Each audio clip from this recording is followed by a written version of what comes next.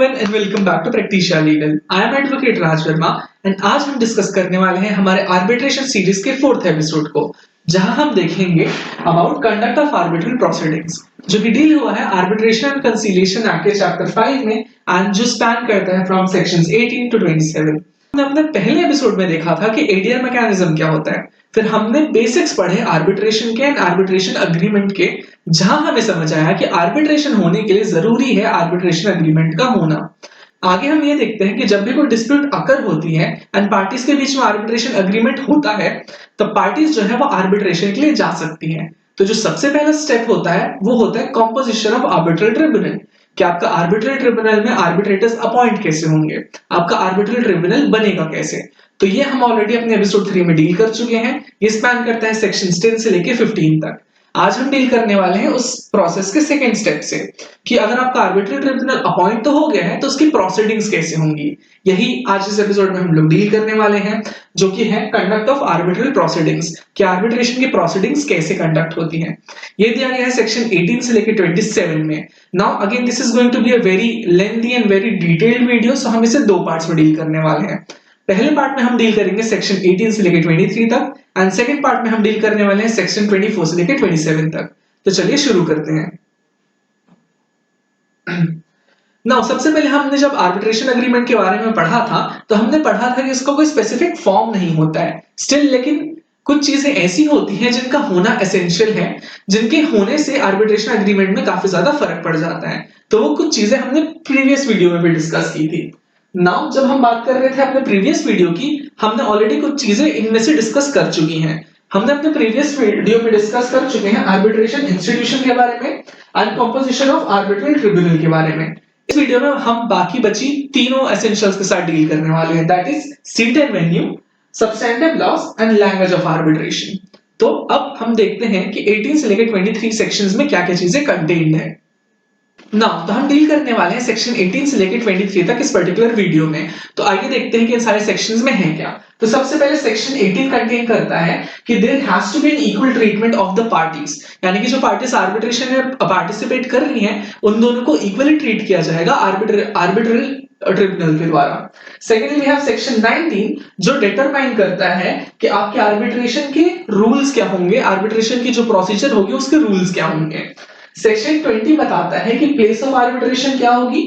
Section 21 बताता है कि आर्बिट्रल प्रोसीडिंग्स कब कमेंस होंगी।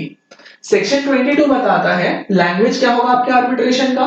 And section 23 is important and ये बताता है statement of claims and defences, जो कि बेसिकली बात करता है प्लीडिंग्स की आर्बिट्रेशन के केस में। तो हम स्टार्ट करने वाले हैं सेक्शन 18 से, that is equal treatment of parties. Now section 18 basically ये बोलता है कि जो दोनों पार्टीज होंगी या जितनी भी पार्टीज होंगी आर्बिट्रेशन में, हमेशा वो इक्वालिटी के साथ ट्रीट की जाएंगी एंड हर पार्टी को फुल अपॉर्चुनिटी मिलेगी कि अपने केस को वो प्रेजेंट कर सके। इसके अलावा जो भी पार्टीज है आर्बिट्रेशन में, हमेशा उनको इक्वल ट्रीटमेंट मिलेगा एंड इक्वल अपॉर्चुनिटी मिलेगी कि वो अपने केस को प्रेजेंट कर सके आर्बिट्रल ट्रिब्यूनल के सामने। इसके अलावा ये भी कहा गया कि जो आर्बिट्रेटर होता है, he is in the same capacity as a जज, इसलिए बहुत ज्यादा इंपॉर्टेंट हो जाता है कि जो आर्बिट्रेटर है वो सारे प्रिंसिपल ऑफ नेचुरल जस्टिस को फॉलो करे। नाउ जब हम बात करते हैं सेक्शन 18 की, तो ये बहुत ज्यादा इंपॉर्टेंट सेक्शन बन जाता है बिकॉज ये नेचुरल जस्टिस और फेयर प्ले को अपहोल्ड करता है। तो ऑब्वियसली इससे रिलेटेड कई सारे केसेस हैं, तो चलिए कुछ केसेस को हम देखते हैं। तो सबसे पहला केस है, सबसे पहला जो आर्बिट्रेशन को डिफरेंट बनाता है नॉर्मल सिविल प्रोसीडिंग से, वो ये है कि आर्बिट्रेशन कभी एक्स पार्टी प्रोसीडिंग नहीं लेगा। और ये डिसाइड हुआ था 1953 के केस में, जिसका नाम था वेंगम्मा वर्सेस केसन्ना। इस केस में क्लियरली ये कहा गया था कि a party should not be examined in absence of another. It is not permissible to examine one party in the absence of another. Thus there is no ex parte arbitration. यानी कि अगर एक party present नहीं है तब आप दूसरी party को एग्जामिन कर ही नहीं सकते। There is no concept of ex parte arbitration. So moving on, we have another 2 very important cases related to section 18. So basically we have this one particular case जहां पर ये बोलता है कि जो आर्बिट्रेटिंग पार्टीज होंगी वो हमेशा एग्जामिन की जाएंगे या तो सारे आर्बिट्रेटर्स के सामने या तो मेजॉरिटी ऑफ आर्बिट्रेटर्स की प्रेजेंस में। ये कहा गया था म्युनिसिपल कॉर्पोरेशन वर्सेस जगन्नाथ के केस में। This case was of 1987। अब लास्टली हम बात करते हैं बहुत ज्यादा इंपॉर्टेंट केस की, जो बेसिकली ये कहता है कि अगर आर्बिट्रल प्रोसीडिंग जो चल रही है, अगर वो आर्बिट्ररी है, अनफेयर है, या उसमें principles of natural justice follow नहीं होते हैं, तो उस आर्बिट्रेशन प्रोसीडिंग से जो भी आर्बिट्रल अवार्ड निकल रहा है, it is liable to be set aside. यानी कि अगर किसी आर्बिट्रेशन में ये सारी चीजें होती हैं कि अगर वो आर्बिट्ररी है, अनफेयर है, नेचुरल जस्टिस का फॉलो नहीं किया गया है, तो ऐसे आर्बिट्रेशन प्रोसीडिंग से निकले हुए आर्बिट्रल अवार्ड को सेट असाइड किया जा सकता है। ये कहा गया था union of India versus Hindustan development corporation के केस में। So that will be all for section 18. Now we'll go to section 19. हम अब आते हैं सेक्शन 19 में। सेक्शन 19 बेसिकली ये बोलता है कि जो आर्बिट्रेशन प्रोसीडिंग में जो रूल्स लगेंगे, वो रूल्स को कौन डिटरमाइन करेगा और उसका डिटर्मिनेशन बेसिकली होगा कैसे। तो सबसे पहले जो सबसेक्शन 1 है 19 का, वो ये बोलता है कि आर्बिट्रल ट्रिब्यूनल जो होगा, it will not be bounded by either Code of Civil Procedure or the Indian Evidence Act। यानी कि जो रूल्स मेंशन है सीपीसी में या इंडियन एविडेंस एक्ट में, आर्बिट्रल ट्रिब्यूनल उससे बाउंड नहीं होगा। नाउ सबसेक्शन 2 जो है वो अपहोल्ड करता है पार्टी ऑटोनॉमी को। ये अब तक हम आर्बिट्रेशन एक्ट में बहुत जगह देख चुके हैं कि जो रूल्स हैं, जो प्रोसीजर्स हैं मेंशन्ड है जो लेजिस्लेशन में, वो पार्टी ऑटोनॉमी को बहुत ज्यादा अपहोल्ड करते हैं। तो सबसेक्शन 2 है वो भी सेम काम करता है। सबसेक्शन 2 बेसिकली ये बोलता है कि जो पार्टीज हैं, they are free to agree on the procedure to be followed by the arbitral tribunal in conducting its proceeding. यानी कि जो पार्टीज हैं वो खुद अपने बीच अग्रीमेंट कर सकती हैं कि जो आर्बिट्रल ट्रिब्यूनल होगा वो कैसी प्रोसीजर को फॉलो करेगा अपनी प्रोसीडिंग के टाइम पे। सो यहाँ पर पार्टी ऑटोनॉमी को अपहेल्ड किया गया है। नाउ हम सब क्लॉज 3 में आते हैं। यूजुअली हम देखते हैं कि एक क्लॉज है जो ये कहता है कि पार्टीज आर फ्री, एंड दूसरा क्लॉज जो होता है वो ये बात करता है कि इन केस पार्टीज ये नहीं बता पाई, अगर पार्टीज प्रोसीजर नहीं डिसाइड कर पाई तो क्या होगा। नाउ जो सबसेक्शन 3 है वो बेसिकली ये बोलता है कि अगर सबसेक्शन 2 के अंदर पार्टीज अग्री नहीं कर पाती हैं या पार्टीज ने कोई मेंशन ही नहीं किया प्रोसीडिंग के बारे में, तो इस केस में प्रोसीडिंग कौन डिसाइड करेगा।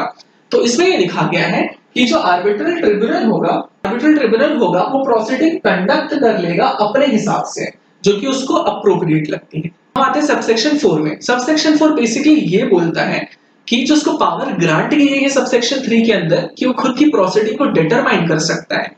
उसमें इंक्लूडेड है कि वो ये भी डिटरमाइन कर सकता है किसी भी एविडेंस की admissibility, relevance, materiality and weight को। तो ये सारी चीजें मेंशन है हमारे सेक्शन 19 में। नाउ हम आते हैं सेक्शन 20 में, जो कि बात करता है प्लेस ऑफ आर्बिट्रेशन की। तो सबसे पहले हम यहाँ देखते हैं कि यहाँ पे पार्टी ऑटोनॉमी को अपहेल्ड किया गया है, एंड यहाँ पर ये लिखा गया है कि parties are free to agree on the place of arbitration. यानी कि पार्टीज खुद से डिसाइड करेंगे कि वो कहां पर आर्बिट्रेशन करना चाहती हैं। सेकेंडली, जो आर्बिट्रेशन अग्रीमेंट है, अगर वो ये चीज प्रेस्क्राइब नहीं करता है कि किस प्लेस पे आर्बिट्रेशन होगा, देन अगेन जो पावर है वो चले जाती है आर्बिट्रल ट्रिब्यूनल के हाथ में। वो डिसाइड करेगा कि प्लेस ऑफ आर्बिट्रेशन कहां होगी। इस बात को डिसाइड करने के लिए वो 2 चीजें कंसीडर करेगा। पहला, सर्कमस्टेंस ऑफ द केस, दूसरा कन्वीनियंस ऑफ द पार्टीज। इन दोनों चीजों को देखते हुए ही वो प्लेस ऑफ आर्बिट्रेशन डिसाइड करेगा, इन केस पार्टीज ने ऑलरेडी डिसाइड नहीं किया है तो। नाउ थर्डली, आर्बिट्रल ट्रिब्यूनल के पास ये राइट भी दिया गया है कि अगर कोई प्लेस ऑफ आर्बिट्रेशन डिसाइडेड है, उसके अलावा भी वो किसी भी प्लेस पे मीट कर सकता है जो भी उसको अप्रोप्रिएट लग रही है। किस चीज के लिए? कंसल्टेशन के लिए। किन लोगों के बीच में? या तो अपने ही मेंबर के बीच में, या तो विटनेस की हियरिंग के लिए, या तो एक्सपर्ट से मिलने के लिए, या पार्टीज के साथ ही कंसल्टेशन करने के लिए, या इसके अलावा इंस्पेक्ट करने के लिए क्या क्या चीजों को, डॉक्यूमेंट्स को, गुड्स को या अदर प्रॉपर्टी को। सो बेसिकली यहाँ पर आर्बिट्रल ट्रिब्यूनल को ये राइट दे रहा है कि वो अपनी कन्वीनियंस के अकॉर्डिंग किसी भी नेसेसरी पर्पस के लिए मिल सकता है apart from the place of arbitration. वो मिल सकता है एक्सपर्ट से, पार्टीज से, विटनेसेस से, वो कलेक्ट कर सकता है डॉक्यूमेंट्स को, गुड्स को एंड अदर प्रॉपर्टीज को। Now this subsection is just for the convenience. तो जैसा कि हम जान रहे हैं कि जो आर्बिट्रेशन है वो बहुत ज्यादा क्विक प्रोसीजर है, एंड यहाँ पर पार्टी से कन्वीनियंस को एटमोस्ट इंपॉर्टेंस दी जाती है। तो अगर आर्बिट्रल ट्रिब्यूनल को लगता है कि कोई काम कन्वीनियंट वे में कर सकते हैं तो कर सकते हैं, एंड यही अपहोल्ड कर रहे हैं यहाँ पे सबसेक्शन 3 ऑफ सेक्शन 20। नाउ हम बात कर रहे हैं अभी केस की। तो जैसा कि हमने पहली आर्बिट्रेशन एग्रीमेंट के एसेंशियल्स में देखा था, हमने बात की थी 2 चीजों की, एक तो प्लेस और दूसरा सीट। तो प्लेस तो ये होगा जहां पर आर्बिट्रेशन कंडक्ट किया जा रहा है। देन सीट क्या होता है? Let's discuss about the seat now. हम जानते हैं कि नाउ जब हम बात करते हैं सीट ऑफ आर्बिट्रेशन की, तो ये बहुत ज्यादा इंपॉर्टेंट कॉन्सेप्ट है आर्बिट्रेशन का। इस बहुत सारे ऐसे केसेस हैं जो इसको एक्सप्लेन करने का ट्राई करते हैं। Arguably one of the most important cases is Bharat aluminium company versus Kaizer aluminium technical services. Now इस पर्टिकुलर केस में ये डील किया गया था कि प्लेस, वेन्यू और सीट में क्या डिफरेंस है। तो कहा गया था इस केस में जो प्लेस डिसाइड हुई है या अग्री हुई है पार्टीज के बीच में, जहां पर आर्बिट्रेशन की प्रोसीडिंग्स कंडक्ट होंगी, वही सीट ऑफ आर्बिट्रेशन होगा। सिमिलरली इस केस ने आगे ये भी अपहेल्ड किया था कि अगर सीट ऑफ आर्बिट्रेशन पार्टीज पहले से नहीं डिसाइड की है, तो वो आर्बिट्ररी ट्रिब्यूनल के हाथ में चले जाता है कि वो डिसाइड करे कि सीट क्या होगी। Now it becomes very important because ये पर्टिकुलर केस कहता है कि जो प्लेस होगा वही सीट होगा। वही आगे हम देखते हैं case of union of India versus McDonald's Douglas corporation. ये बोलता है कि unless already agreed by the parties, the law governing the arbitration shall be the law of the seat of arbitration। यानी कि जब हम कहते हैं कि ये पर्टिकुलर जगह सीट ऑफ आर्बिट्रेशन है, तो वहां का जो लॉ होगा वही हमारे आर्बिट्रेशन का लॉ बन जाता है। तो फॉर एग्जांपल अगर मैं कहता हूं हमारी सीट ऑफ आर्बिट्रेशन इंग्लैंड है, तो जो इंग्लैंड में प्रिवेलिंग लॉज होंगे वो हमारे आर्बिट्रेशन को गवर्न करने वाले लॉज बन जाएंगे। इसलिए जो नुआंस मैकेनिज्म है सीट एंड प्लेस का, ये बहुत ज्यादा इंपॉर्टेंट है समझने के लिए। बिकॉज तो जब हम कहते हैं कि इस पर्टिकुलर जगह को मैं as a seat of arbitration choose कर रहा हूं, इसका मतलब ये हो जाता है उस पर्टिकुलर जगह के जितने भी सबस्टैंटिव लॉ होंगे वो गवर्निंग लॉ हो जाएंगे हमारे डिस्प्यूट रिजोल्यूशन के लिए। नाउ ये होती है seat theory. Now seat theory जो होती है वो बहुत ज्यादा नुआंस्ड है, एंड जो डायनामिक है प्लेस, सीट एंड वेन्यू का, उसको हम लोग सिर्फ अभी सरफेस स्क्रैच किए हैं। It will need an entire video of itself for us to properly understand it and will be dealing with it very soon. So अभी के लिए इतना काफी है कि सीट, अगर हम कहते हैं कि अगर एक पर्टिकुलर जगह हमारी सीट ऑफ आर्बिट्रेशन है, इसका मतलब ये होता है कि the law governing the arbitration will be the law of the seat of arbitration। यानी जो सीट ऑफ आर्बिट्रेशन होगी वहां जो गवर्निंग लॉज होंगे वही लॉज गवर्न करेंगे हमारे आर्बिट्रेशन के एंटायर प्रोसीजर को। Now moving on to section 21। Section 21 is also a very important section. ये बात करता है कमेंसमेंट ऑफ आर्बिट्रल प्रोसीडिंग्स की। तो ये बेसिकली ये बोलता है कि अगर कोई ऑलरेडी एग्रीमेंट नहीं है पार्टीज के बीच में, अगर पार्टीज के एग्रीमेंट में ये नहीं लिखा है स्पेसिफिकली कि कमेंसमेंट कब होगा आर्बिट्रेशन का, तो सेक्शन 21 बताता है कि कमेंसमेंट कब होगा आर्बिट्रेशन का। सेक्शन 21 बेसिकली ये बोलता है such date shall be the date on which request is received by one party from the other to make a reference of dispute to the arbitration। Now for example there is one particular party and then there is another party, इनके बीच में आपस में एक arbitration agreement था। Now ये party जो है कुछ इसको ग्रीवियंस हो गया एंड इसने आर्बिट्रेशन एग्रीमेंट को इन्वोक करना चाह रहा है। तो अभी सबसे पहले क्या करेगा कि दूसरी पार्टी को इन्फॉर्म करेगा। किस बात का इन्फॉर्म करेगा? कि मैं डिस्प्यूट रिजोल्यूशन के आर्बिट्रेशन में रेफर करने वाला हूं। ये बात जिस दिन इस पर्टिकुलर पर्सन के नोटिस में आ जाएगी उस दिन से कहेंगे कि हाँ आर्बिट्रेशन की जो प्रोसीडिंग्स हैं वो कमेंस हो चुकी हैं। सो बेसिकली 21 बात करता है नोटिस की, कि आर्बिट्रेशन में जाने से पहले एक पार्टी जो कि आर्बिट्रल क्लॉज को इन्वोक कर रही है उसको नोटिफाई करना पड़ेगा अदर पार्टी को। यही बात करता है हमारा 21 कि जिस दिन नोटिस रिसीव हो जाएगा, दूसरी पार्टी को, उस दिन से हम कहेंगे कि हाँ commencement of arbitral proceeding start हो चुकी है। तो सबसे पहले मेन पर्पस क्या है इन प्रोसीडिंग्स का? तो मेन पर्पस तो यही है कि जो रिस्पोंडेंट है उसको अवेयर कराना कि हाँ आर्बिट्रेशन प्रोसीडिंग्स जो है वो स्टार्ट हो गई हैं। इसके अलावा ये भी डिटरमाइन करने के लिए इंपॉर्टेंट है कि लिमिटेशन पीरियड कब से स्टार्ट होगा। तो जैसा कि हम जानते हैं कि जो लिमिटेशन एक्ट है वो एप्लीकेबल होता है आर्बिट्रेशन प्रोसीडिंग्स में भी। तो अगर कॉज ऑफ एक्शन अराइज हुआ है और उसके 3 साल के अंदर तक अगर आर्बिट्रेशन में क्लॉज को आप इन्वोक नहीं करते हो तो आप फर्दर भी नहीं कर सकते, बिकॉज 3 साल is the limitation period as per the limitation act. तो कॉज ऑफ एक्शन तो एक पॉइंट हो गया। दूसरा पॉइंट कौन सा होगा? दूसरा पॉइंट होगा the day arbitral proceedings have been commenced. So it is very important to define कि आर्बिट्रल प्रोसीडिंग्स कमेंस कब से हो रही हैं। तो लिमिटेशन पीरियड के लिए भी बहुत ज्यादा इंपॉर्टेंट हो जाता है सेक्शन 21। तो आइए चलिए कुछ केसेस देख लेते हैं। So firstly we have the case of Alpro Building System Limited versus Ozone Overseas Private Limited। ये पर्टिकुलर केस बेसिकली ये कहता है कि issuing notice under section 21 is mandatory in nature and is an act precedent to the initiation of arbitral proceedings. तो जो section 21 है वो basically बात करता है नोटिस की, कि आपको दूसरी पार्टी को नोटिस देना पड़ेगा कि हाँ हम आर्बिट्रेशन में जाने वाले हैं for this particular dispute resolution. And according to the Alubro case basically इन्होंने कहा था कि ये नोटिस जो है ये मैंडेटरी इन नेचर है, कि आपको आर्बिट्रेशन में जाने से पहले कि ये नोटिस देना ही पड़ेगा, बिना इसके आप आर्बिट्रेशन प्रोसीडिंग्स इनिशिएट नहीं कर सकते हैं। ऑन टू सेक्शन 22 जो बात करता है आर्बिट्रेशन की लैंग्वेज की। सो सबसे पहले यहाँ पे पार्टी ऑटोनॉमी अपहेल्ड की गई है। ये कहता है कि parties are free to agree upon the language और the language is to be used in the arbitral proceedings. इसका मतलब ये है कि अगर पार्टीज चाहे तो कोई सिंगुलर लैंग्वेज भी डिसाइड कर सकती है या मल्टीपल लैंग्वेज भी डिसाइड कर सकती है अपनी प्रोसीडिंग के लिए। सेकेंडली, अगर उनके बीच में फिर से कोई अग्रीमेंट नहीं हो पाता है या वो लिखते ही नहीं अपने अग्रीमेंट में लैंग्वेज के बारे में, इस केस में क्या होगा? तो इस केस में भी यही होगा, जो आर्बिट्रल ट्रिब्यूनल है वो डिटरमाइन करेगा कि लैंग्वेज या लैंग्वेजेस कौन सी होंगी जो आर्बिट्रल प्रोसीडिंग में यूज की जाएंगी। क्लॉज 3 ये बोलता है कि जो भी लैंग्वेज या लैंग्वेजेस अग्री की गई हैं या डिटरमाइन की गई हैं वो एप्लीकेबल होंगी रिटन स्टेटमेंट के लिए भी, किसी हियरिंग के लिए भी, आर्बिट्रल अवार्ड के लिए भी, किसी डिसीजन के लिए भी या किसी अदर कम्युनिकेशन के लिए भी जो आर्बिट्रल ट्रिब्यूनल करता है। सो बेसिकली स्पेसिफाई करता है कि आप लैंग्वेजेस कब कब यूज करने वाले हैं। नाउ हम आते हैं सबसेक्शन 4 पे। सबसेक्शन 4 बेसिकली ये बोलता है कि अगर आपके पास कोई ऐसा डॉक्यूमेंट है, you are a party and आपके पास कुछ ऐसा डॉक्यूमेंट है जो आपको as an evidence arbitral tribunal को देना है, लेकिन वो डॉक्यूमेंट उस लैंग्वेज में नहीं है जो लैंग्वेज आर्बिट्रल प्रोसीडिंग्स की है, तो ऐसे में क्या होगा, आपको उस डॉक्यूमेंट का ट्रांसलेशन देना पड़ेगा। Arbitral tribunal can require you to submit the document in the language जिस लैंग्वेज में आर्बिट्रल प्रोसीडिंग्स कंडक्ट की जा रही है। ये बात कहता है सबसेक्शन 4। सेक्शन 23 देखने से पहले हम ये देखते हैं कि आर्बिट्रेशन में प्लीडिंग्स का मतलब क्या होता है। तो जब हम बात करते हैं आर्बिट्रेशन की, तो आर्बिट्रेशन में जो प्लीडिंग होती है क्लेमेंट के साइड से वो होती है स्टेटमेंट ऑफ क्लेम, और वही जो प्लीडिंग होती है रिस्पोंडेंट के साइड से वो होती है statement of defence.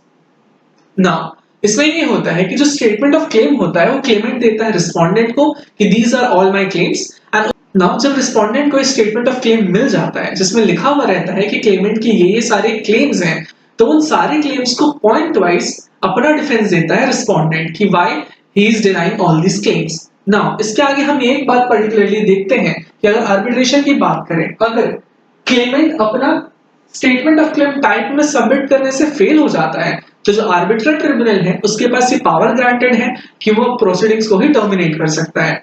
Reason, Clement जो है उसने आर्बिट्रेशन प्रोसीडिंग जो है वो स्टार्ट की थी, एंड अगर वो फालतू में अनड्यू डिले करेगा, अगर वो फालतू में डिले करेगा तो there is no need for the arbitration proceedings, and that's why अगर वो स्टेटमेंट ऑफ क्लेम्स फाइल करने में लेट करता है तो आर्बिट्रल ट्रिब्यूनल जो है वो प्रोसीडिंग्स ही क्वॉश कर सकता है। वहीं जो रिस्पोंडेंट है अपना स्टेटमेंट ऑफ डिफेंस देने में अगर अनड्यू डिले कर रहा है, अगर वो उससे ज्यादा टाइम ले रहा है जो कि आर्बिट्रल ट्रिब्यूनल ने उसे ग्रांट करके रखा हुआ है, फिर भी जो प्रोसीडिंग्स हैं वो कंटिन्यू रहेंगी, they will not be quashed. So now we know the basic about the pleadings of arbitration. We can go into section 23. जब हम बात करते हैं आर्बिट्रेशन प्रोसीडिंग की, आर्बिट्रेशन ट्रिब्यूनल के सामने उनका इनिशिएशन तब होता है जब प्लीडिंग्स स्टार्ट होती है पार्टीज के द्वारा। तो जो प्लीडिंग्स है, जैसे कि हमने देखा, क्लेमेंट अपना देता है स्टेटमेंट ऑफ क्लेम्स, वहीं जो रिस्पोंडेंट होता है वो देता है स्टेटमेंट ऑफ डिफेंस। तो इसकी पर्टिकुलर प्रोसीजर क्या होती है ये लिखा है सेक्शन 23 में। तो हम बात करते हैं प्लीडिंग्स की, तो ऑब्वियसली इसको भी देने का कोई ना कोई टाइम फ्रेम होगा। तो अब ये टाइम फ्रेम या तो पार्टीज अपने आपस में अग्रीमेंट के थ्रू डिसाइड की होंगी या तो आर्बिट्रल ट्रिब्यूनल ने डिटरमाइन किया था। So whatever the time period is, time period के विद इन में जो क्लेमेंट है वो स्टेट करेगा क्या क्या चीजें, जो भी फैक्ट उसके क्लेम को सपोर्ट कर रही हैं, उसके क्या क्या इश्यूज हैं, एंड वो क्या रिलीफ सॉर्ट कर रहा है। वहीं इसी पर्टिकुलर टाइम पीरियड के भीतर स्टेटमेंट ऑफ क्लेम्स आने के बाद जो रिस्पोंडेंट है या जो डिफेंडेंट है वो स्टेट करेगा अपना डिफेंस इन सारे पर्टिकुलर्स के रिगार्ड में। यानी कि जो स्टेटमेंट ऑफ क्लेम आएगा उसके रिस्पांस में जो रिस्पोंडेंट होगा वो अपना डिफेंस बना के देगा, and that will be statement of defence. So that will be the procedure under subsection 1 of section 23। Subsection 2 is very simple. वो बेसिकली ये कहता है कि अपनी प्लीडिंग्स के साथ जो पार्टीज हैं वो कोई भी ऐसे डॉक्यूमेंट सबमिट कर सकती है जो उनको रेलेवेंट कंसीडर करती है, या वैसा कोई भी रेफरेंस ऐड कर सकती है किसी भी डॉक्यूमेंट का या अदर एविडेंस का जो कि वो बाद में सबमिट करने वाली है। तो बेसिकली यहाँ पर ये राइट दिया गया है कि आप अपने स्टेटमेंट ऑफ क्लेम या स्टेटमेंट ऑफ डिफेंस के साथ कोई भी डॉक्यूमेंट्री एविडेंस जो है वो सबमिट कर सकते हैं। एंड डॉक्यूमेंट अगर आपके पास नहीं है तो उसका कोई रेफरेंस सबमिट कर सकते हैं कि हाँ हमें डॉक्यूमेंट जो है बाद में सबमिट करने वाले हैं। नाउ जब हम बात करते हैं सबसेक्शन 2A की, सबसेक्शन 2A बहुत ज्यादा इंटरेस्टिंग है। वो बेसिकली ये बोलता है कि अपने स्टेटमेंट ऑफ डिफेंस में जो रिस्पोंडेंट होगा वो कोई भी काउंटर क्लेम या सेट ऑफ प्लीड कर सकता है। जो आर्बिट्रल ट्रिब्यूनल है it will also adjudicate upon it, only one condition is given कि वो जो काउंटर क्लेम या सेट ऑफ है वो आर्बिट्रेशन एग्रीमेंट के एम्बिट में होना चाहिए। नाउ अब मूव करते हैं आज के लास्ट टॉपिक की तरफ, जो कि बेसिकली ये बात करता है कि जो सेक्शन 23 के अंदर पार्टीज अपनी प्लीडिंग्स देती हैं उसमें अमेंडमेंट भी किया जा सकता है और उसमें कुछ सप्लीमेंट्स भी ऐड किए जा सकते हैं, लेकिन एक ही कंडीशन पे कि आर्बिट्रल ट्रिब्यूनल है वो उसको एप्रोप्रिएट कंसीडर करे कि ऐसा अमेंडमेंट या ऐसा सप्लीमेंट किया जाना चाहिए। सेकेंडली यहाँ पर ये भी कंडीशन है unless otherwise agreed by the parties. अगर पार्टीज अग्री करती हैं अमेंडमेंट के लिए पहले से ही अपने अग्रीमेंट में, तब अमेंडमेंट किया जा सकता है। लेकिन अगर स्पेसिफिकली उन्होंने अपने अग्रीमेंट में पहले से ही लिख दिया है कि हम अपने आर्बिट्रेशन में अमेंडमेंट, हम अपने आर्बिट्रेशन की प्लीडिंग्स में अमेंडमेंट इंक्लूड नहीं करेंगे, तो उन्हें अमेंडमेंट की इजाजत नहीं मिलेगी। सो इससे related we have one case of Bharat Coking Coal Limited versus Rajkishore Singh. इस पर्टिकुलर केस में ये कहा गया था जहां पर नेचर ऑफ अमेंडमेंट ऐसा है जिसकी वजह से जो नेचर ऑफ डिस्प्यूट है वो ड्रास्टिकली चेंज हो जाएगा, तो ऐसे अमेंडमेंट को अलाउ नहीं किया जा सकता। ये बात कही गई थी भारत कोकिंग कोल के केस में। सो आज के लिए बस इतना ही। हम नेक्स्ट वीडियो में देखने वाले हैं सेक्शन 24 से लेकर 27 तक। So stay tuned and keep watching Practicia legal.